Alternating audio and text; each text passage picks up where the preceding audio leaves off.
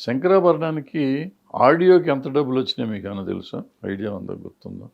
ఆడియోకి అప్పట్లో C records వాళ్ళకి. వాళ్ళు ఆహ్, అసలైంది చూపించలేదండి అప్పట్లో. చూపిచ్చింది ఎంతవరకు సార్? అప్పటికే లక్షల్లో వచ్చిందని చెప్పు. లక్షల్లో అది అప్పటికే హైయెస్ట్. మేమంతా వందల వేలు చూడటమే మాకెక్కువ. అదే అండి.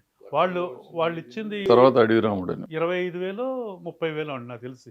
50 దాకా ఇచ్చుంటారు అంతే నాకు తెలిసి. దాని తర్వాత అసలు హుహు. ఆల్ రైట్స్ వాళ్ళే పెట్టేసుకుంటారు ఇక అన్నీ. అది సీతాకోకచిలక వాళ్ళు.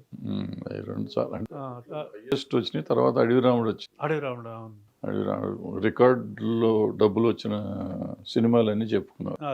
గోల్డ్ డిస్క్ అని ఇచ్చేవారు అప్పట్లో. ఇది. అంటే 1,00,000 క్యాసెట్లు అమ్మితే ఇంత ఇది ఇలాగా ఇది. అది ఇచ్చారు. గోల్డ్, ప్లాటినం కూడా వచ్చింది. అప్పుడు క్యాసెట్‌లొచ్చేసినియి. క్యాసెట్లు గాని ఇదేండి. రికార్డులు కూడా ఉన్నాయి. రికార్డ్స్ కూడా ఉన్నాయి. ఆ! మీకు నచ్చిన పాటలు హ్మ్. ఏంటేంటి? ఏ సినిమాలో ఏ పాట మీ మీ మీ పర్సనల్‌గా? సాగర సంగమంలో వేదం అణునాదం అదొకటి బాగా ఇష్టం. అలాగే మిన్నేటి సూర్యుడమ్మ ఇది. ఆహ్, అలాగే పాటల్లో ఇంకైతే సూర్యుడు సీతాకోక సీతాకోకచిలక. ఇలాగా స్వాతి ముత్యంలో 'సువ్వి సువ్వి' పాట ఇయన్నీ శంకరాభరణం ఇష్టం లేదా? శంకరాభరణం అది ఆల్ టైమ్ ఇంకది. రికార్డింగ్ అయ్యి ఇంట్లోకొచ్చి పాటలు వినిపిస్తుంటే ఇదేంటిది పాటలు ఇలా ఉన్నాయి అని అనుకునేవాళ్ళం. అంటే మాకు చిన్నప్పుడు మేము ఆల్మోస్ట్ హ్మ్. అప్పట్లో అమితాబ్ బచ్చన్ సినిమాలని ఇదని అయన్నీ చూస్తూ ఉండేవాళ్ళు. ఇది హిందీ సినిమాలు, తమిళ్ సినిమాలు ఇలాగా. ఇదేంటి ఇంతలాగున్నాయి సాంగ్స్, ఇది ఆడొత్తా సినిమా ఇలా అనుకునేవాళ్ళమండి ఫ్రాంక్‌గా. రికార్డింగ్ అయ్యంగానే రికార్డింగ్‌కెళ్ళేవాళ్ళం. ఇదేంటి మొత్తం సంగీతంలో ఉంది. తర్వాత ఇనగా మాకే నచ్చినియి తర్వాత. హ్మ్. రిలీజ్‌కి ముందు. అంటే ముందు నుంచి మీ క్యాసెట్లు బయటికి రావటం మొదలెట్టిన కాడి నుంచి, రికార్డ్ అయిన కాడి నుంచి మా వోటోళ్ళ దగ్గర క్యాసెట్ వచ్చేవారు. అసలు పిచ్చి పిచ్చిగా వింటా ఉండేవాళ్ళం. అదే. వాటికి ముందు నుంచి గ్లామర్ వచ్చేసింది వాటికి. హ్మ్. అంటే పూర్ణోదయ అనగానే మ్యూజిక్ ఆటోమేటిక్‌గా సూపర్ హిట్ మ్యూజిక్ కింద వచ్చేసింది. ఆ! మ్యూజిక్ డైరెక్టర్ ఎవరనే దానికంటే కూడా మ్యూజిక్ అయిపోయింది. యెస్. దాంతోనే ఒక పక్కన మహాదేవన్ గారికి పేరొచ్చినా, ఇళయరాజా గారికి అఫ్‌కోర్స్ వాళ్ళు గ్రేట్ హ్మ్. ఫిల్మ్స్ చేశారు. బట్ పూర్ణోదయ మ్యూజిక్ డెఫినెట్‌గా ఉండేది. సపరేట్ ఇప్పుడు కీరవాణి గారు ఆపద్బాంధవుడు చేశారు. చేశారు. అద్భుతమైన మ్యూజిక్ ఇచ్చారు ఆయన కూడా. అలాగే స్వయం కృషికి రమేష్ నాయుడు గారు. అద్భుతం, బ్రహ్మాండం. అదే. ఆయన ఆహ్, ఎందుకో మరి అలా కుదిరిపోయాయి అన్నీ. కీరవాణి గారు అంతా చాలా గొప్పగా చేశారండి ఆ పాటలు అన్నీ. ఆపద్బాంధవుడు. ఇది స్వయం కృషి కూడా మంచి హిట్టే కదా! మంచి హిట్. పెద్ద హిట్ అండి అది. మాకు మెయిన్ ఇదే ఆపద్బాంధవుడు ఒకటే. నటన పరంగా అద్భుతం ఆయన సినిమా. ఆయన ఆయన యాక్ట్ చేసిన సినిమాలో చిరంజీవి గారిది. అది. దానికి యాక్చువల్‌గా నేషనల్ అవార్డ్ వచ్చేసిందండి. ఆల్రెడీ ఒక 1 అవర్ ముందు మాకు కూడా ఇన్ఫర్మేషన్ వచ్చింది. హ్మ్. లాస్ట్ 1 అవర్‌లో అక్కడ చేంజ్ అయిపోయింది అది. హ్మ్. ఎవరో సౌత్ ఆయన చైర్మన్ అప్పుడు. హ్మ్. ఏం జరిగిందో మరి.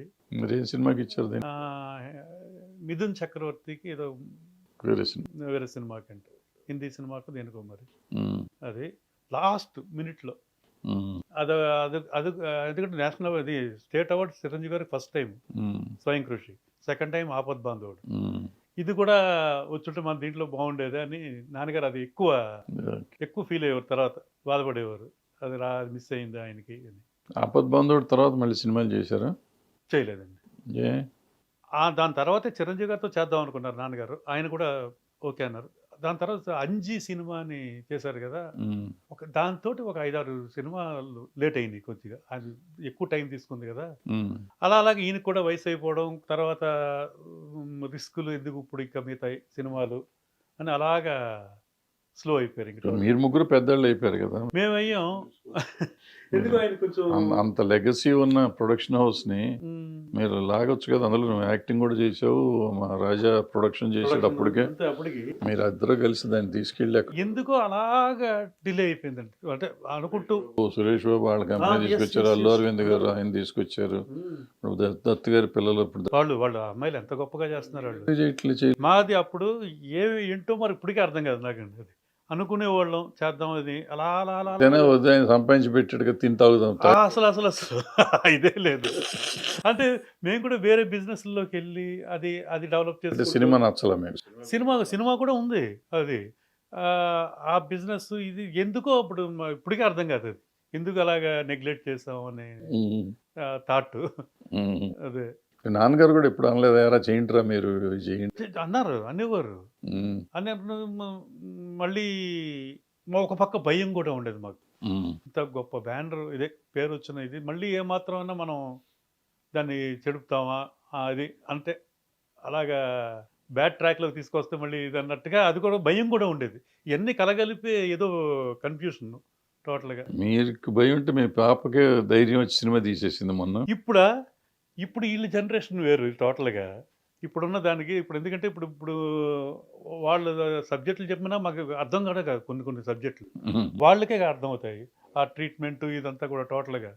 ఎక్కడంటే ఎక్కడ కట్ అవుతుంది, ఎక్కడ ఇది ఎండ్ అవుతుంది అవి కూడా మనకి స్క్రీన్ ప్లేలో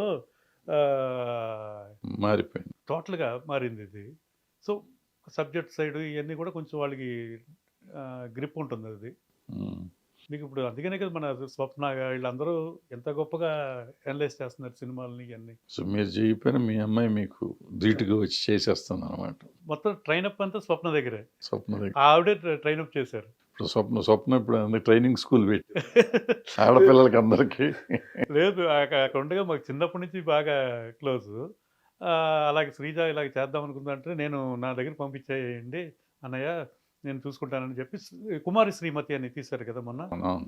ఆ సినిమాకి ఫస్ట్ ట్రైనింగ్కి వెళ్ళిందనమాట టోటల్గా చూద్దాం. మరి శ్రీమతి కొత్తది కదా, పాతదని అది. కుమారి శ్రీమతి ఒక 4 years అవుతుంది. 4 years అవుతుంది. ఓకే, అప్పుడు 4 years బ్యాక్. 2 years బ్యాక్ ఇది యాక్చువల్గా శ్రీజ ఇది ఒక షెడ్యూల్ హ్యాండిల్ చేయమందాను.